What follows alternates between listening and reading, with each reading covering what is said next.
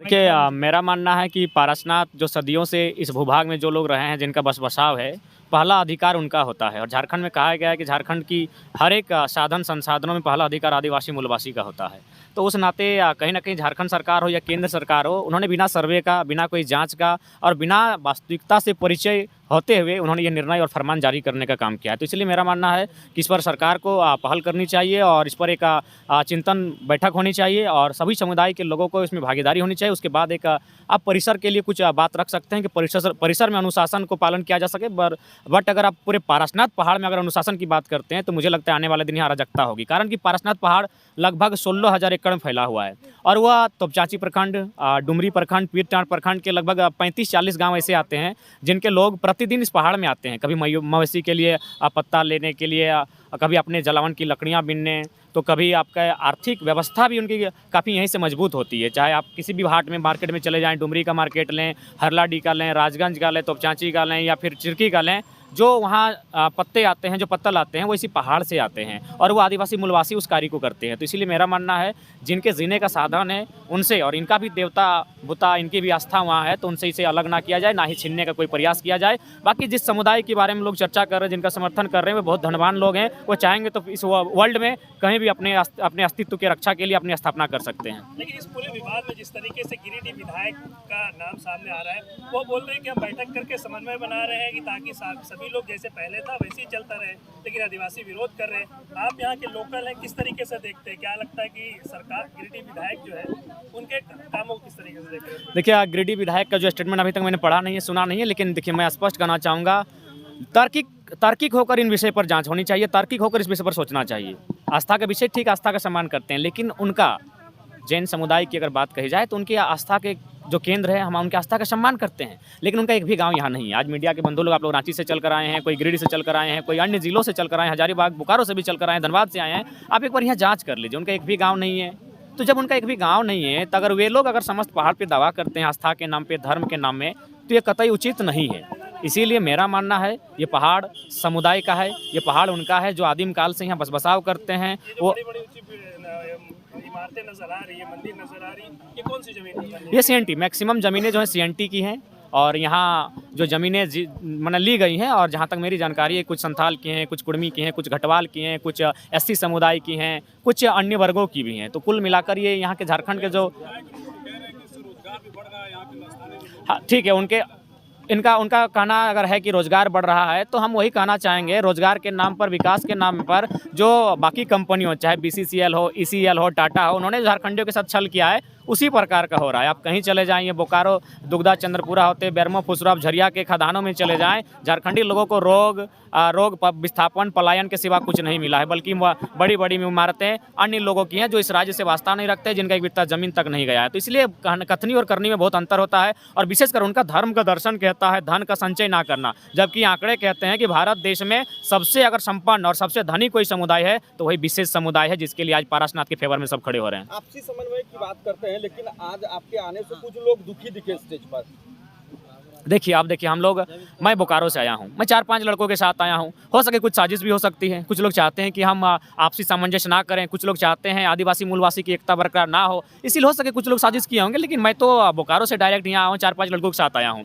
और बाकी अगर स्टेज में कोई दुखी है तो उसमें हमको कह देते हैं, या फिर हमें सूचना नहीं देते और निमंत्रण नहीं देते, हम स्वयं नहीं आते, हम किसी को ठेस पहुँचाना नहीं चाहते, लेकिन हमें यहाँ जो स्थानीय समिति है, जिन्होंने आज के कार्यक्रम का आयोजन रखा, तो हमें आमंत्रण किया गया था, हम आमंत्रण पे आए हैं।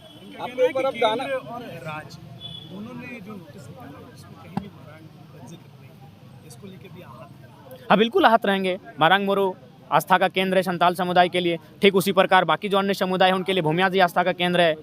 कुर्मी समुदाय के लोग भी वहाँ कपसा बाबा उनके लिए माने आस्था का केंद्र है। इस पहाड़ के इर्द जो भी समुदाय हैं, चाहे संथाल हों, घटवाल हों, हरिजन समुदाय है, कुर्मी समुदाय है, यादव हैं, कोयरी हैं, तेली हैं, या कुछ सवर्ण वर्ग भी आते हैं, तो उनका सबकी आस्था का कोई ना कोई वहाँ केंद्र है। चारों तरफ से पहाड़ आप देखिए, लगभग बहुत विशाल पहाड़ है, 27 किलोमीटर के ट्रैक में लगभग फैला हुआ पहाड़ है। तो 27 किलोमीटर कहीं ना कहीं 2700 प्रकार की विविधताएं वहाँ हैं, छोटे छोटे आस्था के केंद्र हैं, मान्यताएं हैं, उनका सबकी कोई ना कोई भावना जुड़ी है। तो इसलिए मेरा भी मानना है मारांग मोरू, हाँ, धर्म के आधार पर राजनीति इसलिए आप मान सकते हैं क्योंकि जो केंद्र की सरकार है उन्होंने देखा कि झारखंड में हिंदू मुस्लिम वाला जो कार्ड है वो फिट नहीं बैठ रहा है, तो फिर उन्होंने जातीय के आधार पर बांटने का काम किया। जब जातीय मसला सामने नहीं आया तो अब वो धर्म का बात लेकर आए हैं, क्योंकि उनके पास धर्म एक बहुत बड़ा सेंसिटिव चीज़ होता है जिससे वो राजनीति कर सकते हैं। आप ही बताइए, इससे पहले भी यहाँ मकर संक्रांति मेला लगता था, मारांग मुरु की पूजा की जाती थी, समुदाय विशेष को जो संथाल समाज के लोग हैं वह शिकारी जनी प्रथा के लिए जाते थे। इससे पहले भी भाईचारा होता था। उन्हीं जैन समुदाय के लोगों को ये कांधे पर बैठाकर ऊपर तक छोड़ने जाते थे,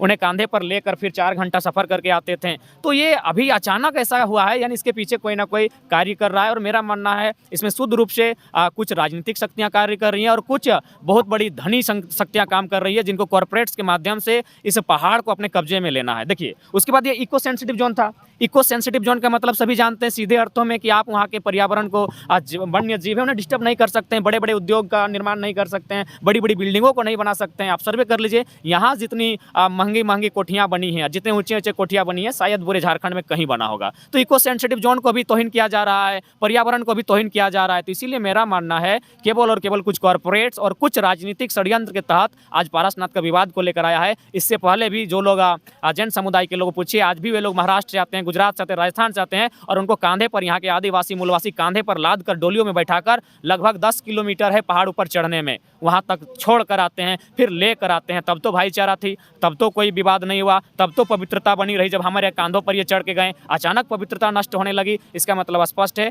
कोई ना कोई ऐसी शक्ति पीछे कार्य कर रही है जो चाहती है राज्य में अशांति हो, जो चाहती है राज्य में उनका वर्चस्व रहे, और ये फिलहाल होने नहीं दिया जाएगा। आज भले कुछ भी हो, लेकिन झारखंड के लोग जब झारखंडियत की बात आती है, आपसी एकता का परिचय देते हैं और अपने जल जमीन की रक्षा के लिए हमेशा आगे आते हैं। राज्य सरकार हेमंत सोरेन के जो है, राज्य सरकार जिस तरीके से लेटर लिखा, कहीं भी आदिवासी और का जिक्र नहीं था।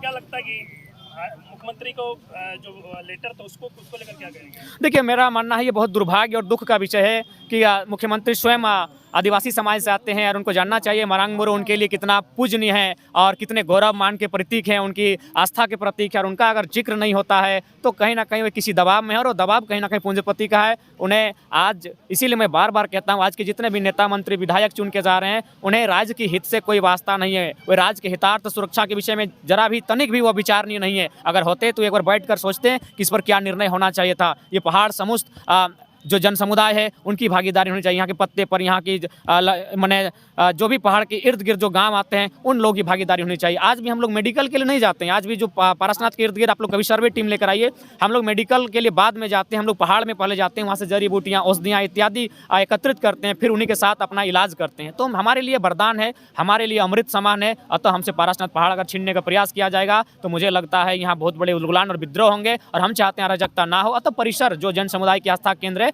उस परिसर में आप पाबंद लगा सकते हैं, अनुशासन लगा सकते हैं, डिसिप्लिन मेंटेन करवा सकते हैं। लेकिन समस्त 16,000 के एकड़ में अगर आप पाबंद और अनुशासन की बात कहते हैं तो ये कतई अनुचित होगा। दोनों समुदाय में कहा जा रहा है कि जैन समुदाय के लोग हैं वो कह रहे हैं कि सभी स्थितियां जो हैं वो ठीक है, लेकिन एक सवाल उठता है कि आखिर जब दोनों स्थितियां ठीक हैं तो कोई जो स्थानीय लोग हैं उसको भड़काया जा रहा है। एक बात बताइए, आखिर हम लोग कब तक मना बेवकूफ़ बन के रहेंगे? जो लेटर जारी आया है उसमें तो स्पष्ट लिखा है कि आप मवेशियों को प्रतिबंध की बात कह रहे हैं, आप अनाधिकृत प्रवेश वर्जित की बात कर रहे हैं, ट्रैफिकिंग की बात कर रहे हैं। तो उसका क्या आशय है कि पारसनाथ पहाड़ पर लोग नहीं जा सकते हैं, मवेशियाँ नहीं जा सकती हैं? आप ठीक है, उसके बाद आप देखिए उनका जो बयान आता है, जो भी वीडियो आता है, अगले समुदाय के जो माने बुद्धिजीवी वर्ग हैं वो क्या कहते हैं, 5 किलोमीटर रेडियस की बात करते हैं, कोई 50 किलोमीटर रेडियस की बात करता है। एक बात है, उनकी आस्था अलग है, हमारी आस्था अलग है। हम लोग किसानी कबीलाई आदिम लोग हैं, हमारी भी एक अलग आस्था है, हमारी भी कुछ मान्यताएं हैं।